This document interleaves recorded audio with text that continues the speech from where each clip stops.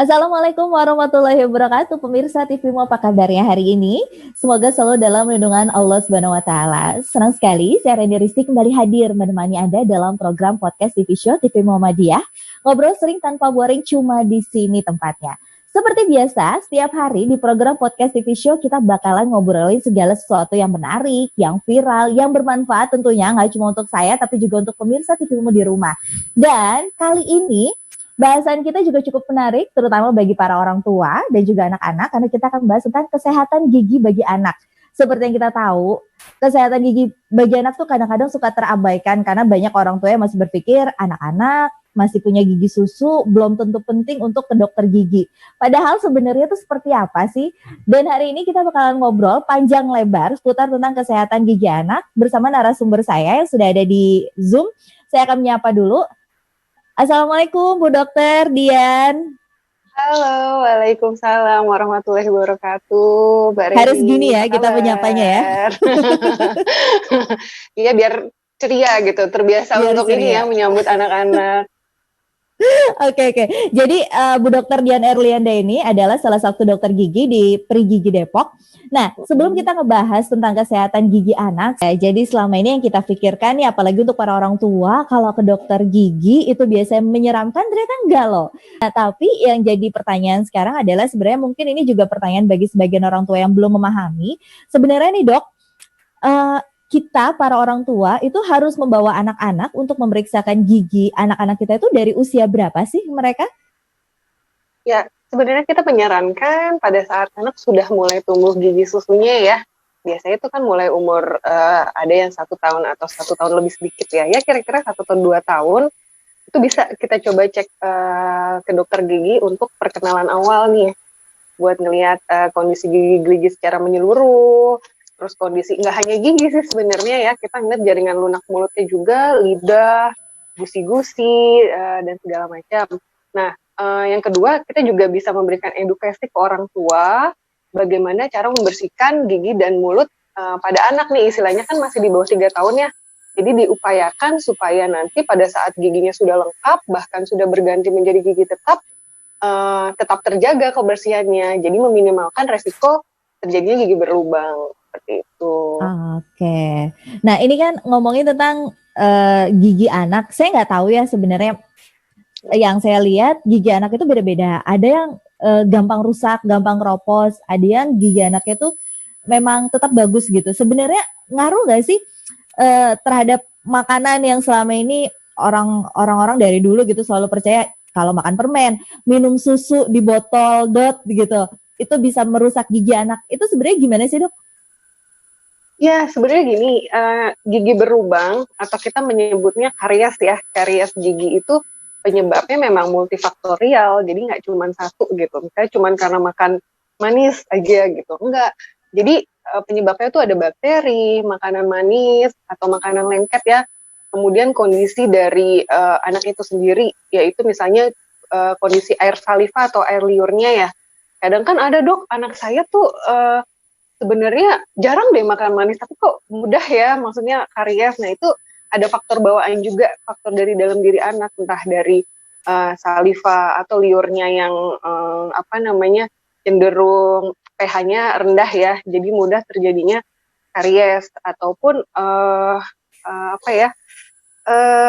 bakteri di dalam mulutnya juga mempengaruhi seperti itu. Nah yang terakhir adalah cara menjaga kebersihan gitu. Jadi ada nih yang udah istilahnya mengurangi makan manis gitu, tapi sikat giginya jarang gitu, atau cara sikat giginya yang salah. Nah itu juga bisa menyebabkan terjadinya karies gigi.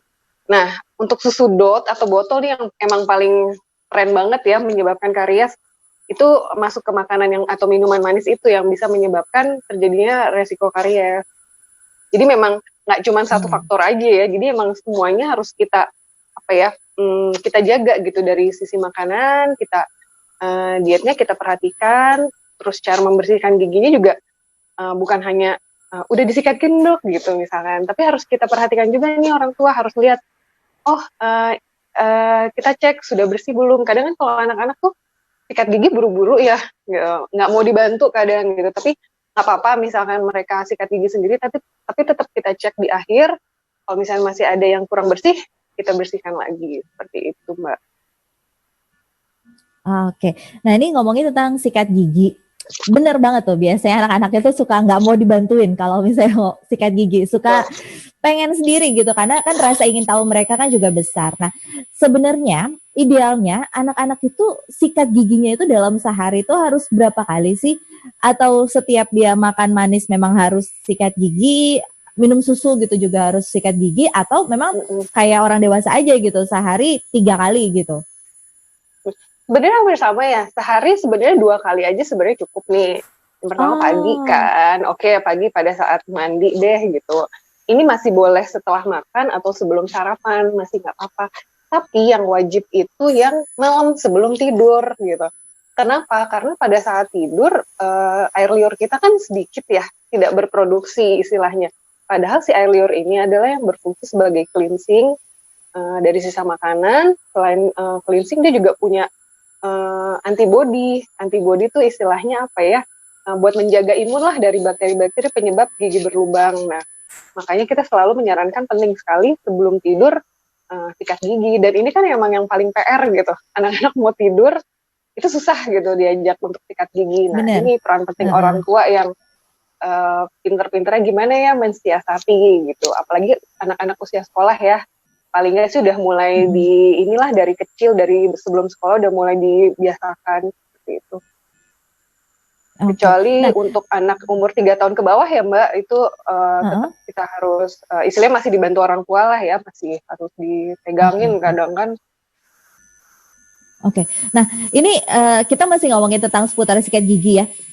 Itu jenis pasta gigi untuk anak sama jenis pasta gigi orang dewasa itu sebenarnya bisa digabung nggak sih? Misalnya anak di usia 3 tahun ke atas gitu ya, memang sudah harus lebih rajin sikat gigi gitu. Karena kan kadang-kadang pengetahuan orang tua gitu, kayak aku pribadi gitu, aku nggak tahu nih sebenarnya boleh nggak sih pasta gigiku gitu aku gunakan untuk anakku gitu.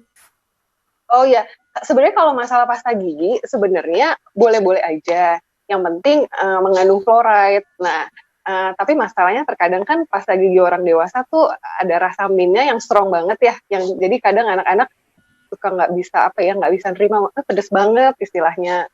Maka dari itu kita bisa kasih yang untuk anak-anak nih, yang istilahnya mintnya mungkin lebih ke strawberry, rasa jeruk, pokoknya rasa buah-buahan. Tapi sebenarnya basically sih nggak masalah. Yang penting ada kandungan fluoride sih yang terpenting. Nah, untuk anak sendiri biasanya kita dibedakan dengan takaran Mbak Reni ya. Jadi untuk anak umur 3 tahun ke bawah sebesar biji beras aja dia kecil banget gitu. Jadi istilahnya apa ya? Kalau kita kan istilahnya udah bisa nakar sendiri ya buat agak lebih banyak. Tapi kalau anak-anak di bawah 3 tahun sebesar biji beras aja, dan di bawah 6 tahun kira-kira sebesar biji jagung deh, udah agak lebih gede gitu. Paling di takarannya aja sih. Berarti itu tugas orang tua ya, jangan anaknya dikasih banyak-banyak gitu pasta gigi, nanti malah kasihan sendiri. Takutnya kepedesan juga kan ya kalau sikat pasta gigi dewasa. Tapi sekarang emang ada sih pasta gigi dewasa pun yang nggak terlalu mintnya strong ya, maksudnya lebih ke kayak natural gitu. Dan untuk anak-anak nih tambahan Mbak, bisa mungkin sih tetap dikasih yang berfluoride ya. Karena kan ada sikat gigi yang tidak berfluoride buat anak-anak gitu. Sebenarnya sayang sih, karena fluoride itu tetap kita perluin untuk menjaga si kekuatan email giginya ini. Gitu. Oke. Nah, nanti di segmen berikutnya nih Mbak, Bu Dokter Dian, aku pengen Bu Dokter ceritain dong selama ini bertugas jadi dokter gigi anak, itu suka dukanya apa? Untuk itu jangan kemana-mana, tetap di podcast TV Show TV Muhammadiyah. Ngobrol sering tanpa boring, cuma di sini tempatnya.